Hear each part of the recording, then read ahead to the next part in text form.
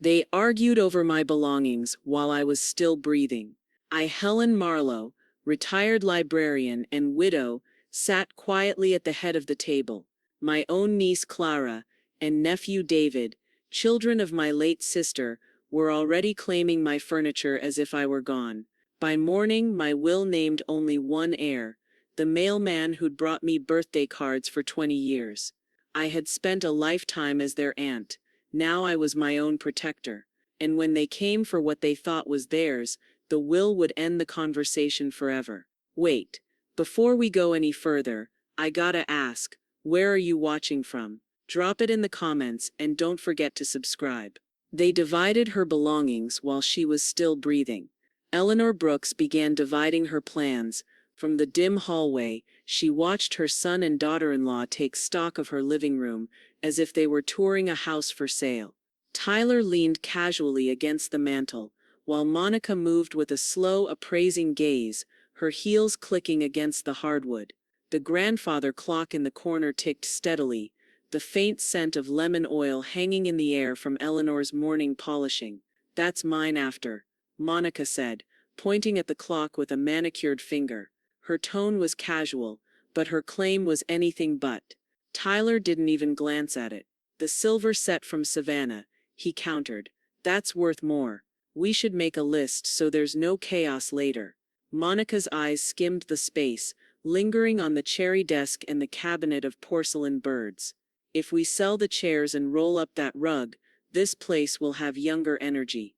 Eleanor stepped forward, her voice sharp as she cleared her throat. Both turned toward her, neither embarrassed, just mildly inconvenienced. "Oh hey Mom," Tyler said, tucking his phone into his pocket. "You should sit," Monica added smoothly. "You look tired."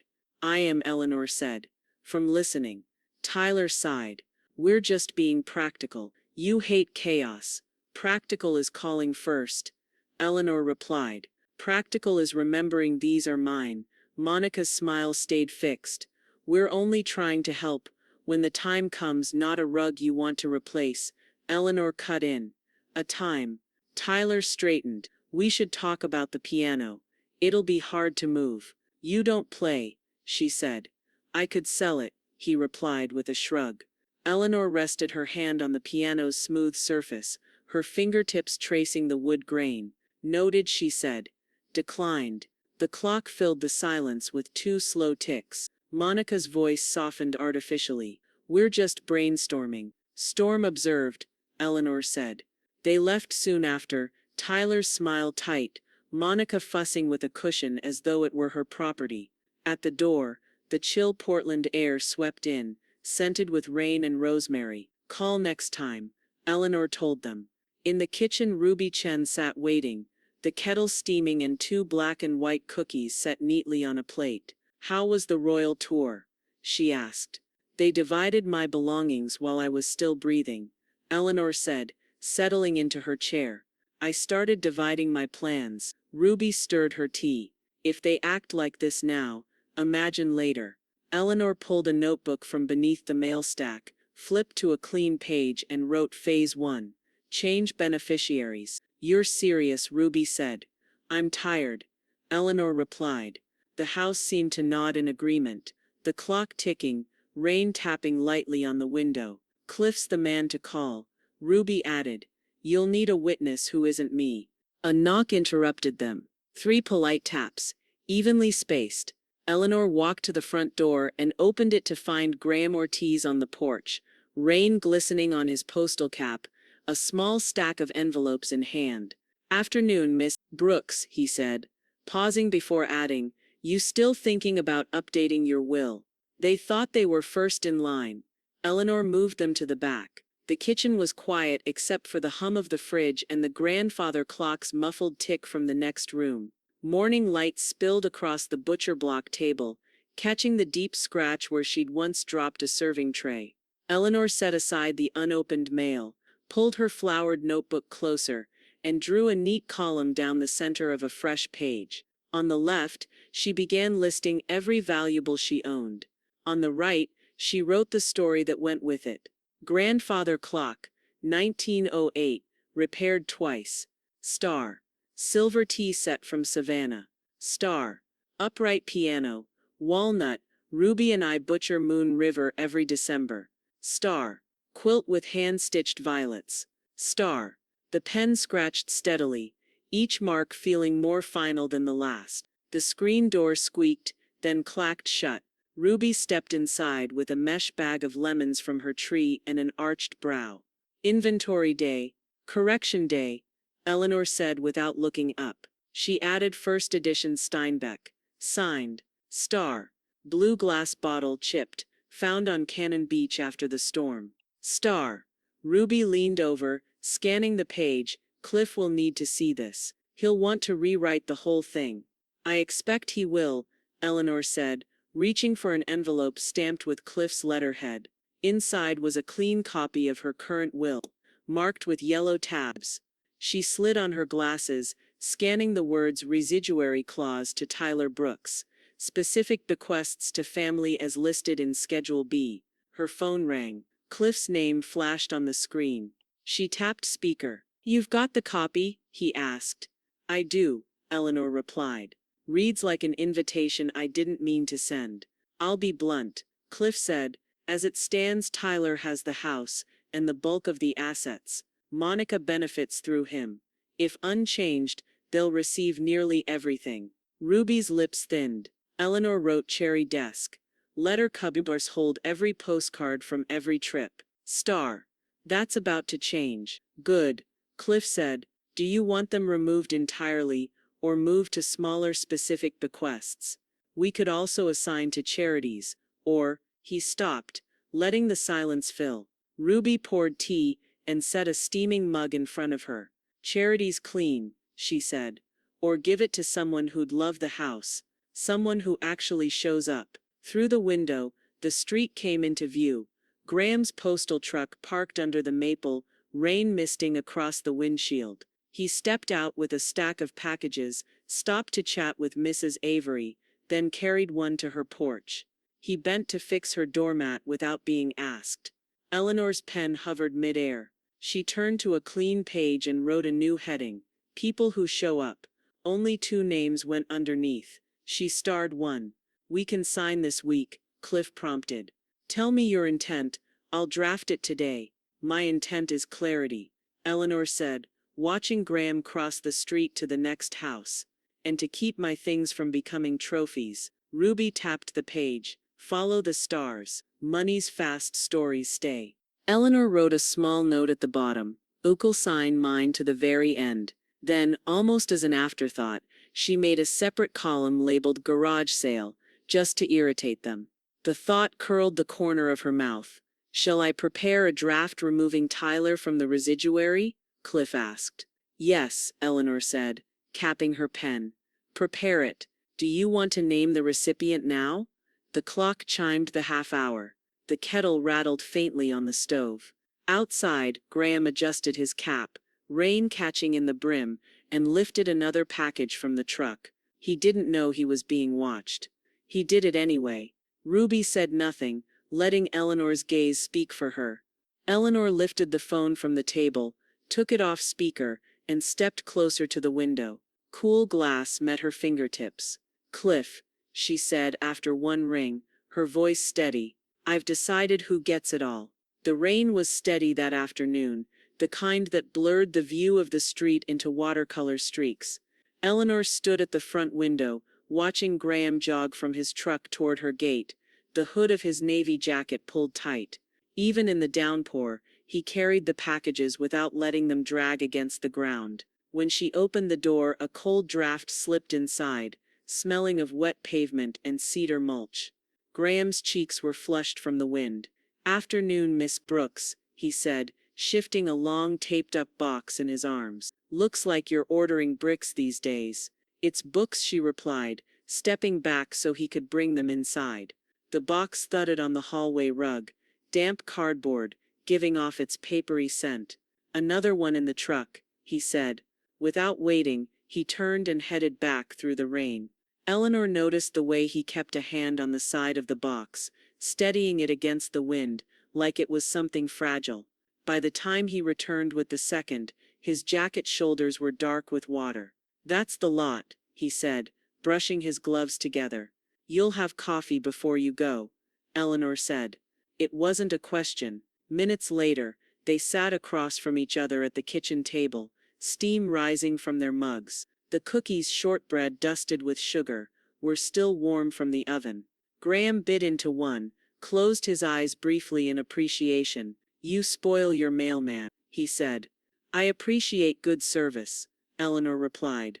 Then, after a pause, do your kids like cookies? He smiled, leaning back in the chair that always creaked under taller men. They'd eat them for breakfast if I let them. Emily's 9, Josh is 12, both already taller than my mother. Mortgage paid off, she asked, as casually as one might inquire about the weather. Graham chuckled. Not even close. Renting. Been saving for years, but between the kids, school supplies and my old truck deciding to have opinions, it's slow going. Eleanor stirred her coffee, letting the spoon click softly against the cup. A home of your own, she said, more to herself than to him. One day, he said, not with hope exactly, but with the practical patience of a man who didn't expect handouts. I'll get there. I just have to keep walking the route. She studied him over the rim of her mug. His face was open, his manner unpolished in a way that made people trust him without thinking about it. He didn't fill silence with words. He didn't rush. When Graham left, she walked him to the door, the rain still slicking the steps. He tipped his cap, thanked her for the coffee, and jogged back to his truck. She stood watching until the brake lights disappeared around the corner. Ruby appeared not 10 minutes later, shaking out her umbrella. That was a look, she said, hanging her coat on the hook. What look? Eleanor asked, sliding the remaining cookies into a tin. The look you get when you've already made up your mind about something, and haven't told anyone yet. Ruby's tone was playful, but her eyes were sharp. Eleanor placed the tin on the counter. I know exactly what to do. Ruby's brows lifted, but she didn't press. Instead, she reached for the deck of cards on the table. Bridge or gin? Neither, Eleanor said. I have calls to make. The phone rang before she could pick it up. She glanced at the caller ID and saw Cliff's name.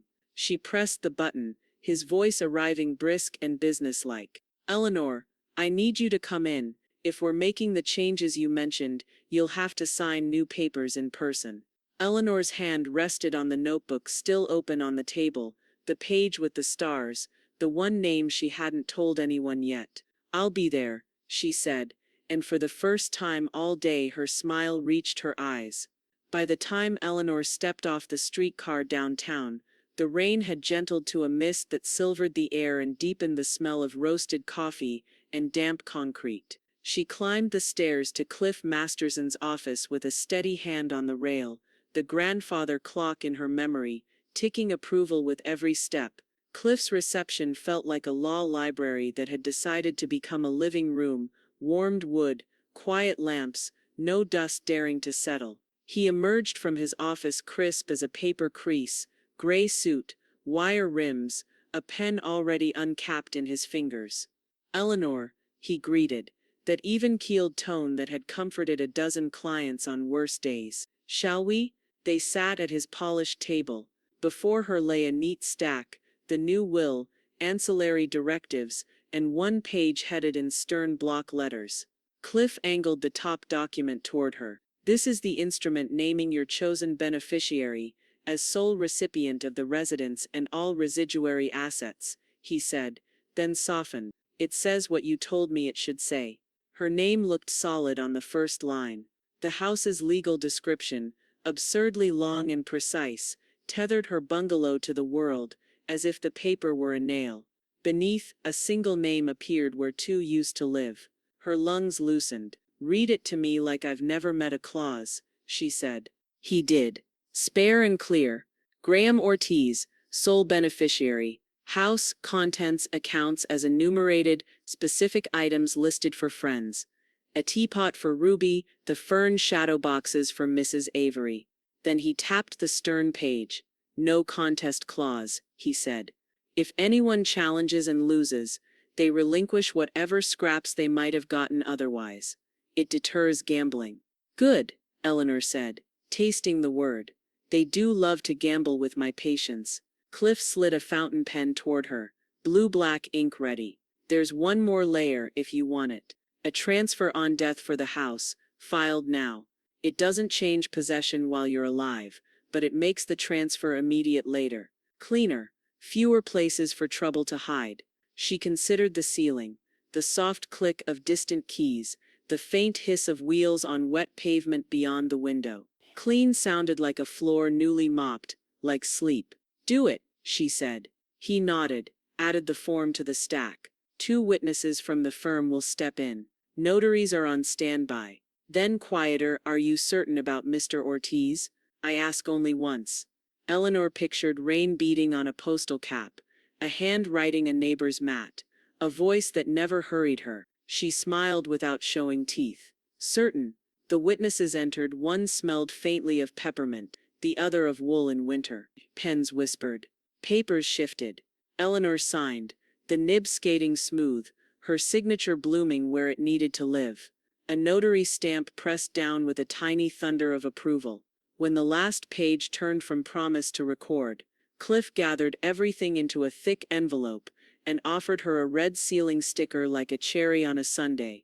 She pressed it into place, felt the adhesive take hold. Something in her shoulders dropped an inch.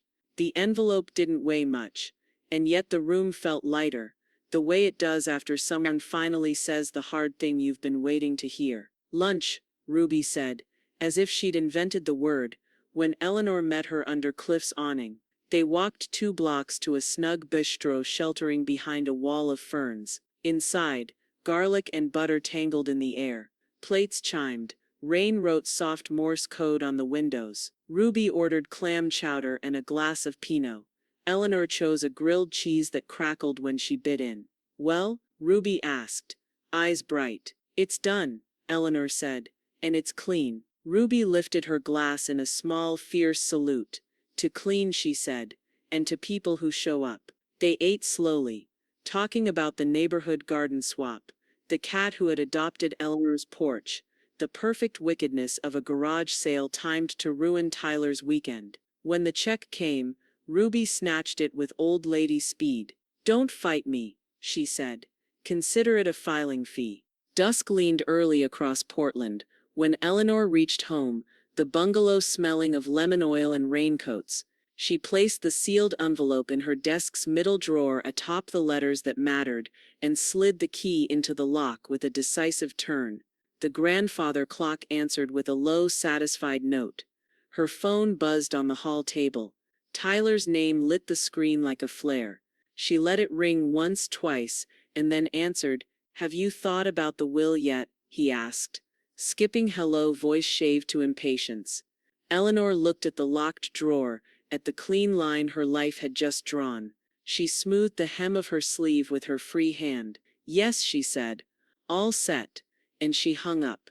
Eleanor opened the front door to find Tyler holding a bottle of Merlot like an offering, Monica behind him with a practiced smile and a silk scarf that fluttered in the early evening breeze. The air smelled faintly of wet leaves from the rain earlier, and Eleanor caught a trace of their cologne before either had stepped inside. Thought we'd surprise you, Tyler said, leaning in for a quick hug that she didn't return fully. Surprise, Eleanor said, her voice as neutral as a librarian's in a reference section. They followed her into the dining room, where the table was already set, roast chicken resting under a tent of foil, green beans glistening with butter, and the faint sweet of an apple crisp cooling by the window. Monica placed the wine dead center, as if to remind Eleanor who had brought it. Smells amazing, Monica said, slipping into her chair before Eleanor could offer. She glanced around, her gaze lingering on the piano against the far wall. That reminds me, who's getting it? Eleanor, unfolding her napkin, didn't look up. It might rain later. Wind's picking up. Tyler grinned in a way that didn't reach his eyes. We just want to be sure it ends up in good hands. It's a valuable piece. It's a useful piece. Eleanor said, reaching for the chicken platter. Plays music when someone's willing. Dinner carried on in fits of conversation, most of it coming from Tyler and Monica, work gossip, A neighbor's landscaping, the new restaurant downtown. Eleanor nodded, contributed just enough to keep the rhythm, and let silence fill the gaps they didn't know how to bridge. Halfway through the meal, the doorbell chimed, a bright sound that cut clean through Tyler's story about his co-worker's bonus. Eleanor excused herself and returned with Graham following, a medium-sized package tucked under his arm. "Evening, Miss Brooks," Graham said, offering the box with a small smile. The smell of rain clung to him, along with a trace of warm paper from the parcel. "Perfect timing," Eleanor said, taking it from him. "Thank you, Graham. You take care," he replied, giving a polite nod before heading back into the night. Monica, watching the exchange, rolled her eyes just enough for Eleanor to see. "Your mailman's very familiar," she murmured, picking at her beans. Eleanor ignored the remark, carrying the package into the kitchen without explaining. By the time she returned, her phone buzzed in her pocket. She glanced at it under the table. Ruby's name lit the screen with a short message. "Paperwork is ironclad." The text loosened something inside her. She poured herself another splash of wine, let the stem of the glass rest cool against her fingers. Tyler didn't notice. He was already pulling out his phone to show Monica a listing. "Look at this one," he said, turning the screen toward her. "Great yard," Monica said. "You'd love the garden space, Eleanor." Eleanor tilted her head slightly. "Planning a move?" Tyler leaned back. "Too casual. We've been looking at real estate listings for when this place is ours." The clock in the hallway ticked once, twice, before Eleanor spoke. She placed her glass down with care, her expression giving away nothing. "I see," she said, though what she saw in that moment was something entirely different. A sealed envelope in her desk drawer, her signature inked firmly above the name that was not theirs. She let the silence sit at the table like a guest who had arrived uninvited. Tyler reached for more chicken. Monica topped off her wine. Neither of them knew the truth, that the house, the piano, the clock, even the apple crisp dish cooling in the kitchen were already promised to someone else entirely. And Eleanor intended to keep it that way. It was a gray Tuesday, the kind where the clouds hang low enough to feel like they could brush the shingles. Eleanor was in the living room, polishing the glass on a framed photo of her late husband, when the front door swung open without warning. Tyler's voice carried in ahead of him. "Mom, you home?" Monica appeared first, her heels clicking briskly over the hardwood. She didn't stop to greet Eleanor. Instead, she walked straight to the corner where the china cabinet stood, its glass panels catching what little light the day offered. Tyler trailed behind her, phone in hand. Without asking, Monica opened the cabinet. Her reflection wavered among the shelves of porcelain teacups, silver spoons, and pressed fern frames. "We should start making decisions about these," she said. Eleanor stepped forward and closed the cabinet door with a quiet but deliberate snap. "We should start with a phone call before arriving." Monica blinked, then gave a thin smile. "Just trying to help. Clear out some of the clutter. Give the place a little younger energy." Eleanor's gaze drifted to the rug under their feet, the one Monica had dismissed before. She could almost hear the threads bristle. "This house has energy enough," she said. Tyler wandered toward the mantel, half listening, half scrolling. "You've got so much stuff, Mom. It's just sitting here." "We could what?" Eleanor asked. He looked up briefly, then shrugged. "Make it more functional." Before she could answer, a knock came at the front door. 3 even taps. Eleanor's shoulders eased. "Excuse me," she said, and opened it to find Graham on the porch, his cap damp from drizzle, holding a small stack of envelopes and a padded package. "Afternoon, Miss Brooks," he said with his usual steady warmth. "Come in out of that weather," Eleanor told him. He hesitated, glancing at the unfamiliar SUV parked out front, then stepped inside.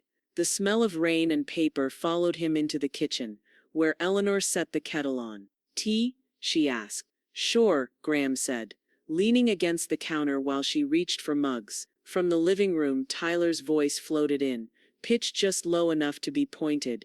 "Guess we've got more freeloaders than I realized." Eleanor pretended not to hear, but Graham caught it. His eyes flicked toward the doorway, then back to her, unreadable. The kettle whistled. She poured the tea, setting one mug in front of him, another for herself. They sat at the small table by the window, steam fogging the panes slightly. The conversation wandered to the weather, to Mrs. Avery's garden, to a book Graham's daughter was reading for school. When Graham left, Eleanor walked him to the door, ignoring Tyler's pointed glance at the package tucked under her arm. "See you tomorrow," Graham said, and she nodded. Tyler and Monica were already by the door, coats in hand. "We'll talk later," Tyler said, his tone carrying the kind of finality he used when ending work calls. "I'm sure we will," Eleanor replied evenly. After they left, the silence in the house felt almost grateful. She carried her tea to the phone and dialed Ruby. "They just showed up?" Ruby said when Eleanor told her. "Straight to the china cabinet." Ruby let out a low whistle. "They're circling. You need to tighten the perimeter." Eleanor chuckled softly. "What am I building a fortress? You've got something worth guarding. Change the locks, Ellie. Make it clear the key to this place isn't theirs anymore." That night, Eleanor lay in bed listening to the rain tick against the gutters. She thought of the china cabinet, the piano, the sealed envelope in her desk, and of Graham's polite knock compared to the unannounced creak of her front door. The next morning, she dialed a number she hadn't used in years. "Portland Lock and Key," a man answered. "I need all the locks changed," Eleanor said. Today, the locksmith arrived just after 9, his van rumbling into the driveway, with the smell of coffee and cold metal following him. Eleanor met him at the door in her cardigan, hair pinned neatly back, notebook in hand. "Every exterior door," she said, leading him through the bungalow. The man, mid-40s, neat beard, tool belt clinking softly, nodded. "Deadbolts too." "Especially those," Eleanor replied. For the next hour, the steady rhythm of his work filled the house, the metallic click of screws loosening, the soft scrape of old locks being lifted from their places, the muted thud of new hardware seating into fresh fittings. The smell of brass shavings mingled with the faint tang of oil from his tools. When he was done, she placed 2 keys on the table and slid them toward him. "I'll need 6 total, 4 spares." By noon, she was handing out the new guardians of her home. One went into her own coat pocket. The second she placed into Ruby's hand, along with a jar of plum preserves. "For emergencies," Eleanor said. Ruby grinned. "I'll consider jam an emergency." The third she tucked into an envelope for Graham, slipping it into her desk to give him when his route brought him by. The others she stored away, cool and gleaming in their little drawer, each one a small refusal against intrusion. It was 2 days later when the knock came, not Graham's polite 3 taps, but the jangle of a key in the front door, followed by the sound of it stopping short. A rattle, another twist, then silence. From the hallway, Eleanor waited. The doorbell rang. "Mom?" Tyler's voice edged with confusion. "What's wrong with your lock?" She opened the door just far enough to see him standing on the porch, Monica beside him, her arms folded. "My key doesn't work," Tyler said. "That's correct," Eleanor said evenly. Monica's eyes narrowed. "Why would you change the locks without telling us?" Eleanor kept her hand on the doorframe, the late afternoon light slanting in behind her. "This is my home," she said. "I choose who comes in." "That's ridiculous," Monica snapped. "We've always had a key." "Past tense," Eleanor said. Monica took a step forward, but Eleanor didn't move aside. Behind them the street was quiet except for the hum of a distant lawnmower. Just then Graham's familiar figure appeared at the end of the path, his mail satchel over one shoulder. He lifted a hand in greeting. "Afternoon, Miss Brooks," he called, his tone easy. Tyler turned, saw him and muttered something Eleanor couldn't catch. Monica glanced between them, lips pressed thin. Graham came up the walk, the crunch of gravel under his boots. He held out a small stack of envelopes. "Got something from the county for you," he said, smiling. "Thank you, Graham," Eleanor said, taking them. The warmth in her voice was deliberate. Monica's gaze flicked from Graham to the locked door and back again. Her cheeks colored. "We'll see about that," she said finally, her voice low and sharp. Eleanor watched them retreat down the steps. The sound of their footsteps clipped and quick against the walkway. She slid the new deadbolt into place, the solid click echoing in the quiet hall. Outside, Graham adjusted his satchel and gave her a questioning look, but Eleanor only smiled. Some battles were better fought in silence. They threatened her with lawyers. She brought her own. It started with a text, short and smug. "We're consulting legal advice. You'll be hearing from someone soon." Tyler didn't bother with a greeting. The words lit up Eleanor's phone while she was folding laundry, the faint scent of lavender rising from warm towels. She read it twice, the second time slower, as if the meaning might change. Instead of replying, she slid the phone into her pocket and finished stacking the towels. Then she called Cliff. By the time she sat in his office that afternoon, the rain had rolled in from the west, tapping against the tall windows. Cliff read the text on her phone, without a flicker in his expression. "Consulting legal advice," he repeated, setting the phone on his desk. "That's like threatening to call the fire department because you saw smoke from your neighbor's chimney." Eleanor smiled faintly. "Can we send them something back?" Cliff leaned back in his chair, steepling his fingers. "We can. Cease and desist. Simple, direct, and on letterhead that will make them sit up straighter." "Good," Eleanor said. "Make it sharp enough to cut their appetite." While he drafted, she watched the slow, deliberate way he formed each sentence. Words like harassment, trespassing, and unauthorized entry appeared on the screen. There was no heat in them, only precision. He slid the printed draft across the desk to her, the paper warm from the printer. Ruby sat beside her, having insisted on coming along. She pulled her reading glasses from her bag and peered over Eleanor's shoulder. "Elegant," Ruby said, "like a polite punch to the jaw." Eleanor read every line. The letter was addressed to Tyler and Monica jointly, instructing them to cease all unannounced visits, refrain from attempting entry to the property, and direct any future communication through her attorney. It ended with a note that further violation would be documented for legal action. She signed it with a steady hand. Back at the bungalow, the rain had deepened into a steady patter against the roof. Graham's postal truck was idling at the curb. He climbed out with his satchel and a small box under his arm. Not from the postal service this time, but a neat brown package stamped Home Tech Security. "Got something for you," he said, stepping inside when she waved him in. "What's this?"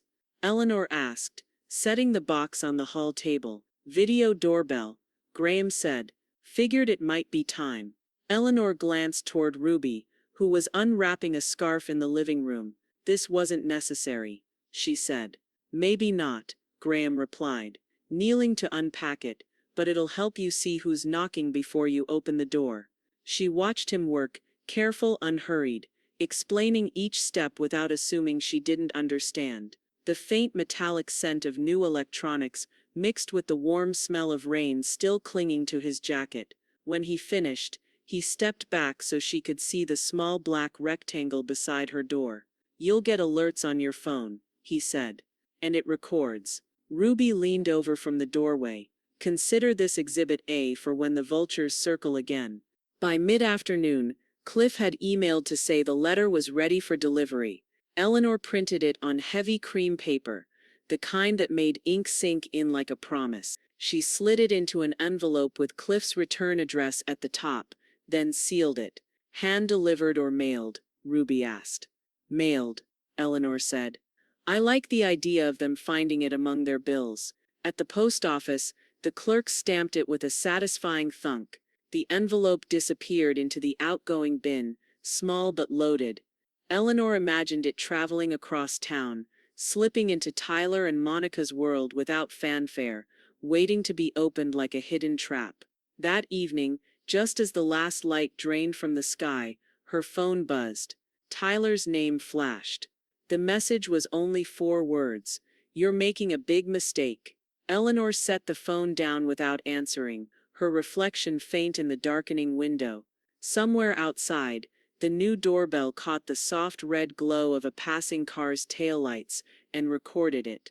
The envelope from Cliff arrived on a clear Wednesday morning, its weight deceptively ordinary. Eleanor recognized his neat block printing and the embossed corner return address. She carried it into the kitchen as though it were a fragile relic, the soft crinkle of paper loud in the quiet. Steam curled from the kettle as she slid a knife under the flap. Inside, the certified copy of her updated will lay on heavy cream-colored pages. Cliff's cover letter was brief, filed and secure. Originals in vault. This is your record. She sat at the table and read every word, even though she knew what they said. Graham's name appeared in black ink where Tyler's used to be clean, final, unshakable. Beside it, the no contest clause glinted like a hidden blade. The house, its contents, her savings, and every sentimental star from her notebook, they were all his now. When she was finished, Eleanor smoothed the pages with her palm, a faint smile tugging at her mouth. The air smelled faintly of bergamot from her tea, grounding her in the moment. She rose, crossed to the desk in the front room, and unlocked the middle drawer. The will slid in atop the sealed envelope she'd signed at Cliff's office. She turned the key in the lock until it clicked. "Someone's pleased with herself," Ruby's voice called from the doorway. She stepped inside, shrugging off her coat, her scarf still trailing rain. Eleanor leaned against the desk. "This will be quite the surprise." Ruby's laugh was quick and bright.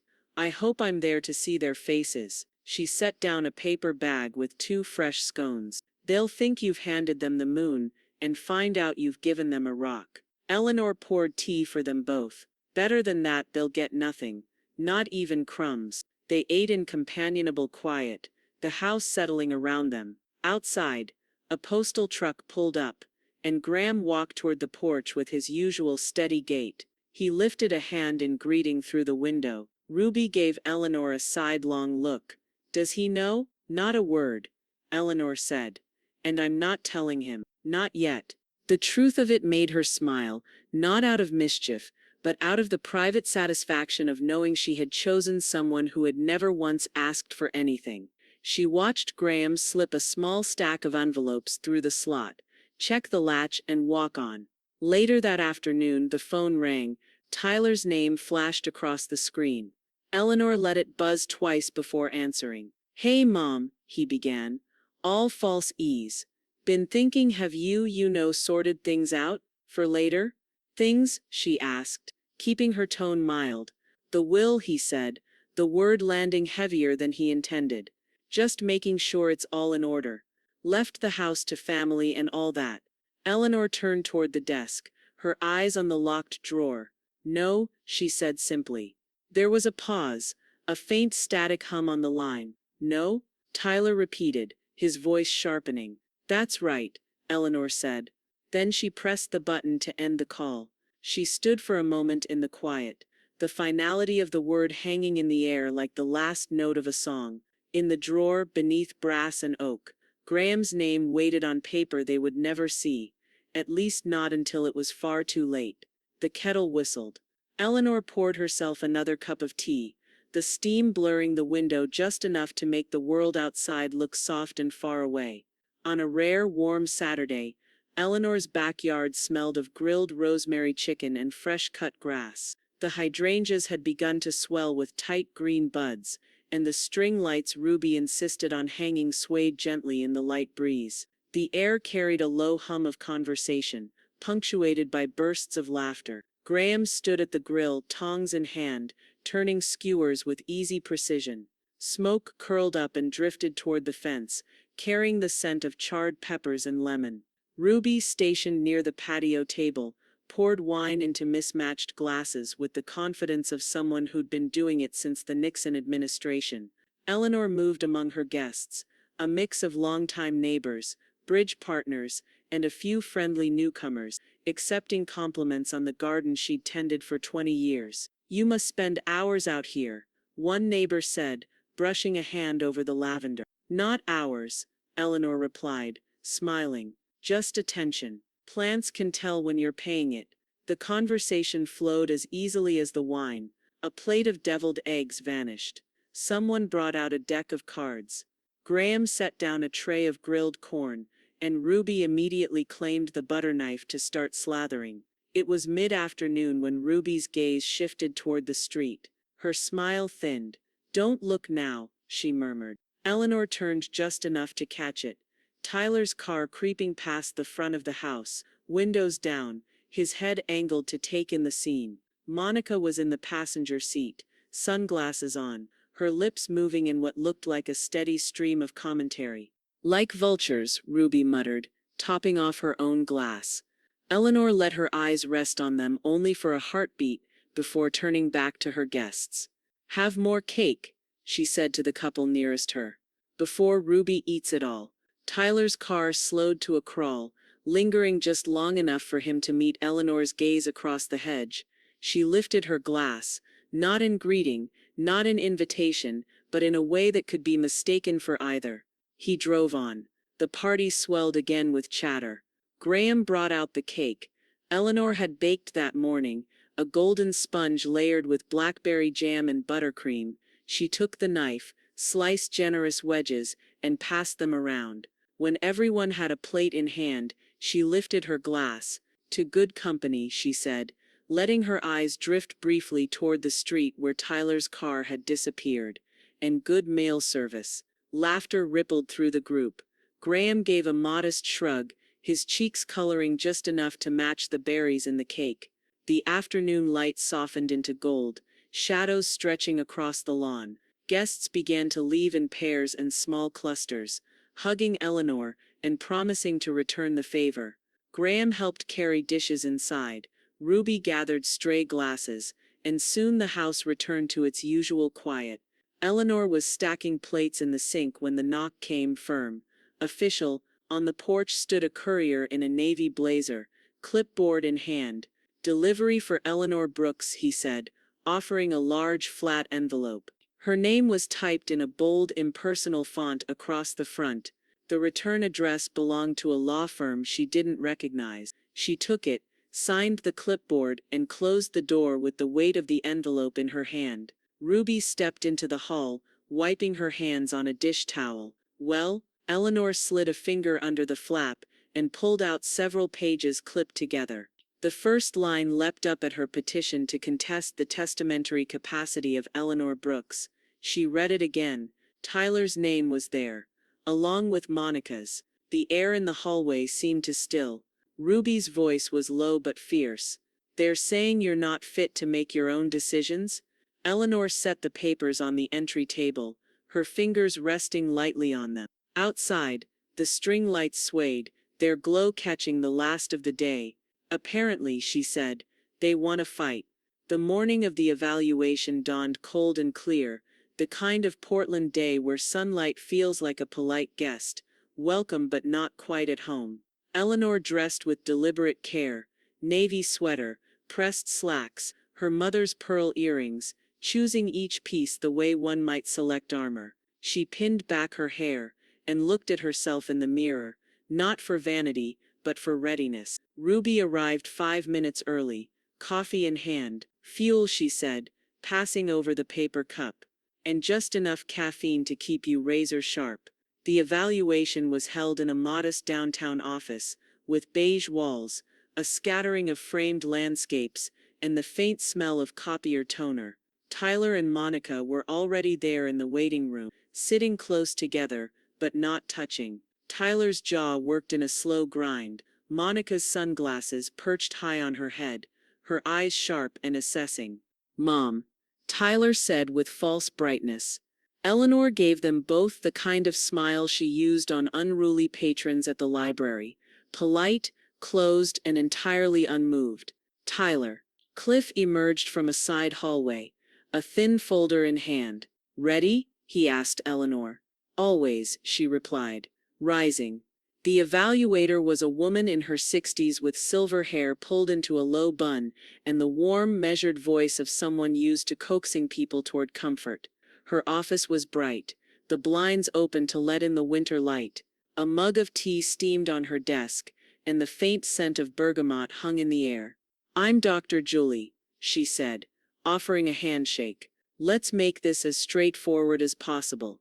The questions began simply. "What day is it? Month?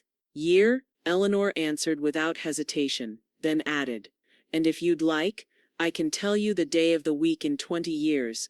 My father used to make me memorize the perpetual calendar for fun." Dr. Julie's brows lifted, amused. "Noted." They moved to short-term memory exercises, lists of words to recall, numbers to repeat backward. Eleanor completed them easily, sprinkling in dry humor. "This feels like bridge night," she quipped after rattling off a sequence of numbers in reverse. "Only fewer cocktails." Next came abstract reasoning.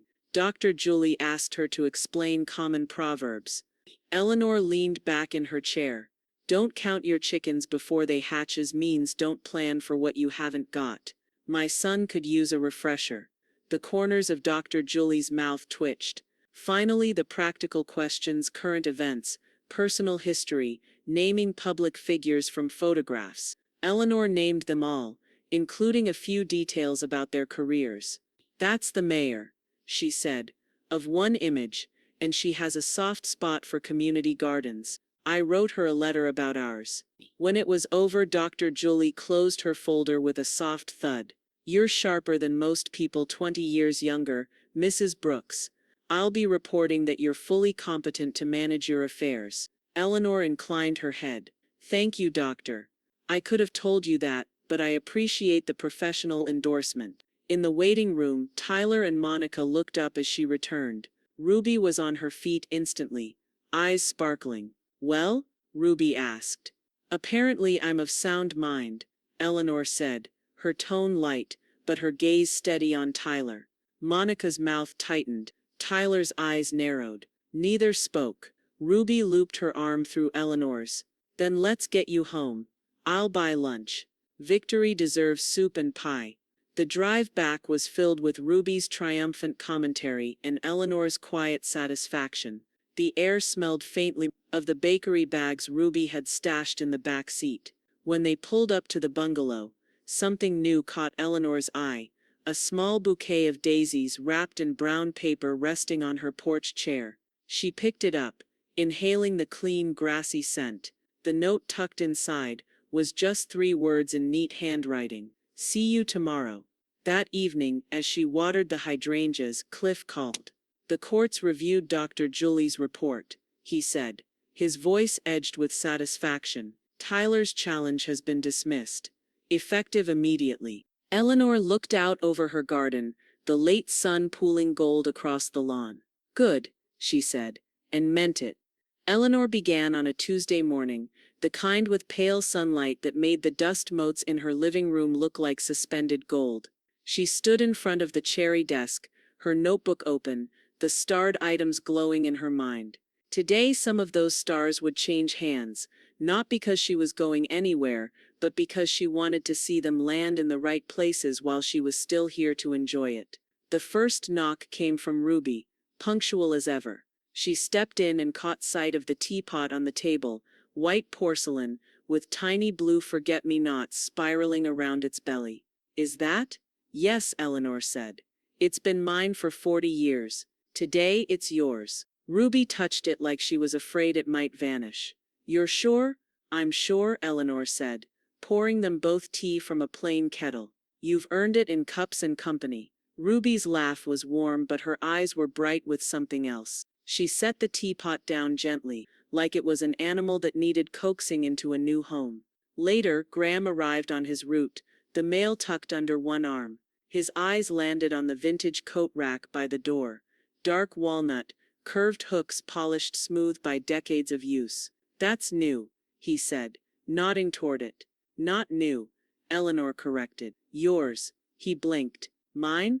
You've been standing in my doorway for 12 years. You might as well have a place to hang your jacket when you get home." For a moment, he didn't move, as if checking whether she was teasing him. When he realized she wasn't, he reached for it carefully, the weight of it balanced against his shoulder. "I'll take good care of it," he said quietly. Word traveled faster than Eleanor anticipated. By Thursday, half the street knew she was clearing out treasures, as one neighbor put it. She didn't mind until she saw Tyler's car pull into the driveway uninvited. He didn't bother with pleasantry. "So it's true," he said, stepping inside without waiting. Monica wasn't with him this time. It was just Tyler, his voice tight and his eyes scanning the room. "You're giving things away?" "Yes," Eleanor said. "To everyone but me. I'm giving them to people who've earned them," she replied. His jaw flexed. "You can't just, these are supposed to be mine. My share." "This isn't a pie, Tyler," she said evenly. "There's no share." His voice rose. "You've lost it, you know that. First the locks, then that ridiculous letter from your lawyer, now this, what's next? You giving the house to your mailman?" Eleanor didn't answer, but Graham had just stepped up onto the porch, having heard enough through the open door. He didn't say a word, just stood there, the shadow of his frame filling the doorway. The scent of rain clung to his jacket, and the presence of him alone seemed to steady the air. Tyler turned to him, a scoff in his voice. "This doesn't concern you." Graham stayed silent, but his stance didn't shift. Eleanor met her son's glare without blinking. "You're wrong," she said. "It concerns everyone who respects this house. That group doesn't include you." For a heartbeat, the only sound was the low hum of the refrigerator. Then Tyler's face twisted into something sharp. "You'll die with nothing," he shouted. Eleanor let the words hang there, unchallenged, their weight falling harmlessly between them. She thought of the sealed will in her desk drawer, of the stars in her notebook, of the people who left her home lighter than they came in because she'd chosen to give, and she smiled. Eleanor arrived at Cliff's office on a bright but brittle morning, the kind where the light was sharp enough to make the city's edges feel newly cut. She'd brought her reading glasses, her notebook with the flowered cover, and the calm that comes from knowing a decision is no longer up for debate. Cliff met her at the door to the conference room, holding a thick tabbed folder. "This is the final review," he said, setting it down in front of her. "If you're satisfied, we'll sign and seal it today." The air smelled faintly of paper, and the coffee cooling in a mug at his elbow. Eleanor slid into her chair, the leather creaking softly beneath her. She opened the folder and began to read. Every clause was there just as they'd discussed: Graham Ortiz, sole beneficiary of the house, its contents and all residuary assets. Ruby's teapot, Mrs. Avery's fern frames, a few items to the Historical Society, and then, stark and clear, the removal of Tyler Brooks and Monica Brooks from any claim or consideration. Cliff's voice was steady as he walked her through each section, his pen tapping lightly on the page to mark her attention. "This is the no contest clause," he said, pointing. "If they challenge it and lose, they forfeit even nominal items. Not that they'll have any to begin with." "Good," Eleanor said. "No scraps for scavengers." She initialed each page, the pen moving with deliberate grace, the ink sinking into the paper like a final stitch in a long seam. By the time she reached the last page, the stack of signed clauses felt like an anchor that had finally found its seabed. When she set the pen down, Cliff smiled faintly. "It's locked in, Eleanor. Irrevocable unless you decide otherwise, and I can tell you're not the sort to change course." "You'd be right," she said, closing the folder. As she stood to leave, Ruby leaned in the doorway, her scarf draped over one arm. She'd insisted on coming, even though Eleanor told her it was just paperwork. "Well," Ruby said, her eyes bright. "You've really done it now." Eleanor smiled. "Yes, and it feels better than I thought it would." They left together, the city's late morning hum spilling around them, traffic murmuring, crosswalk signals ticking. Ruby suggested lunch, but Eleanor shook her head. "I think I'll go home. Sleep. You've earned it," Ruby said. Back at the bungalow, Eleanor placed her signed copy in the desk drawer, locking it with the same small brass key she'd used for years. The house was quiet except for the low tick of the grandfather clock and the soft rustle of leaves outside the window. Graham didn't know. She'd been careful about that. There was no point in telling him now, no reason to hand him a burden before it was his to carry. She thought of his face when he found out, imagined the confusion giving way to something warmer, and felt a private satisfaction she didn't need to share. That night, Eleanor lay in bed with the window cracked open just enough to let in the cool air and the smell of the neighbor's late roses. She drifted off without the usual carousel of worries. No inventory of locks, no calculations about what Tyler might try next. For the first time in weeks, her breathing fell into an easy, even rhythm, and the clock's steady heartbeat carried her into sleep. The will was more than legal protection now. It was a message in the clearest ink she had ever written. I choose who matters. Somewhere down the line, there would be a day when the phone rang in Graham's small kitchen, Cliff's voice on the other end asking him to meet. There would be a moment when he sat in this very office, hearing the words sole beneficiary with his own name attached. Eleanor pictured him blinking, maybe even shaking his head as though he'd misheard. She imagined the way his hand might hover above the folder before he touched it, as if it were something fragile. And somewhere else, in another kitchen, Tyler and Monica would open their own letter from Cliff, a shorter one. No property, no funds, no claim, nothing. She could almost hear the silence that would follow, the way it would fall heavy between them before the first question formed. How? It was all settled now. The ink was dry. The law was on her side, but Graham wouldn't know until after she was gone. And that, Eleanor thought as she drifted back toward sleep, was exactly how she wanted it. Eleanor arrived at Cliff's office on a bright but brittle morning, the kind where the light was sharp enough to make the city's edges feel newly cut. She'd brought her reading glasses, her notebook with the flowered cover, and the calm that comes from knowing a decision is no longer up for debate. Cliff met her at the door to the conference room, holding a thick, tabbed folder. "This is the final review," he said, setting it down in front of her. "If you're satisfied, we'll sign and seal it today." The air smelled faintly of paper, and the coffee cooling in a mug at his elbow. Eleanor slid into her chair, the leather creaking softly beneath her. She opened the folder and began to read. Every clause was there, just as they'd discussed Graham Ortiz, sole beneficiary of the house, its contents and all residuary assets. Ruby's teapot, Mrs. Avery's fern frames, a few items to the Historical Society. And then, stark and clear, the removal of Tyler Brooks and Monica Brooks from any claim or consideration. Cliff's voice was steady as he walked her through each section, his pen tapping lightly on the page to mark her attention. "This is the no contest clause," he said, pointing. "If they challenge it and lose, they forfeit even nominal items. Not that they'll have any to begin with." "Good," Eleanor said. "No scraps for scavengers." She initialed each page, the pen moving with deliberate grace, the ink sinking into the paper like a final stitch in a long seam. By the time she reached the last page, the stack of signed clauses felt like an anchor that had finally found its seabed.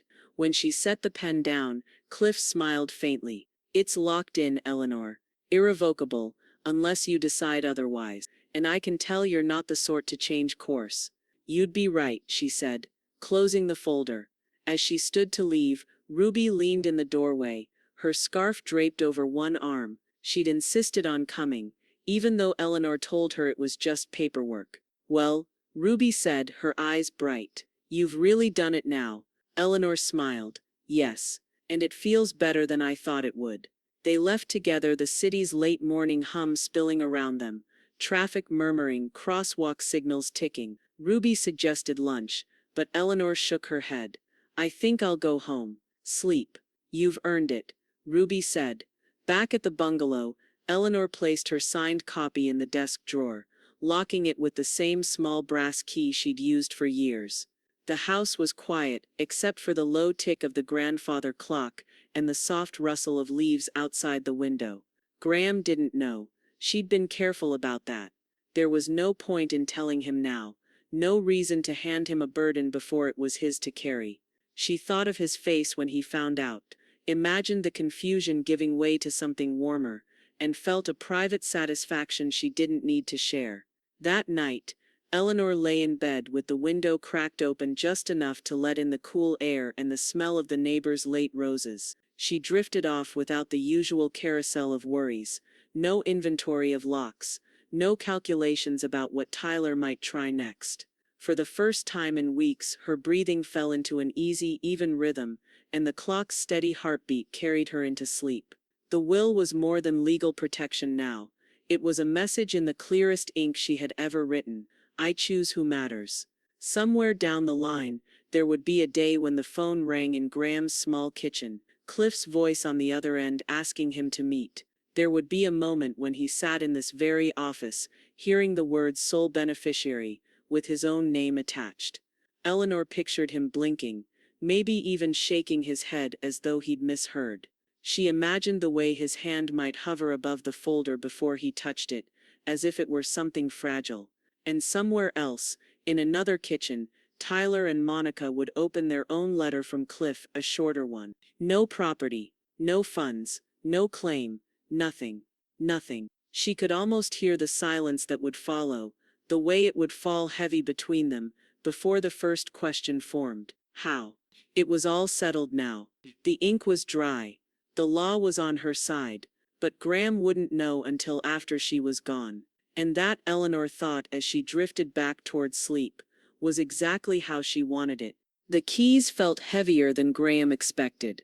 Cliff had placed them in his palm with the same formality he used for signing contracts, the cold metal pressing into Graham's skin as if to insist, this is real.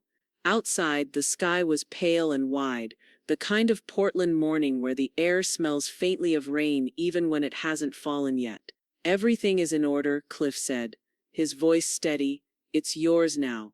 Graham turned the keys over once in his hand, the ring clinking softly. Feels strange, he admitted. Like I'm walking into a story that isn't mine. Cliff met his eyes. It was hers, and she chose to end it this way. The walk up to the bungalow felt longer than usual.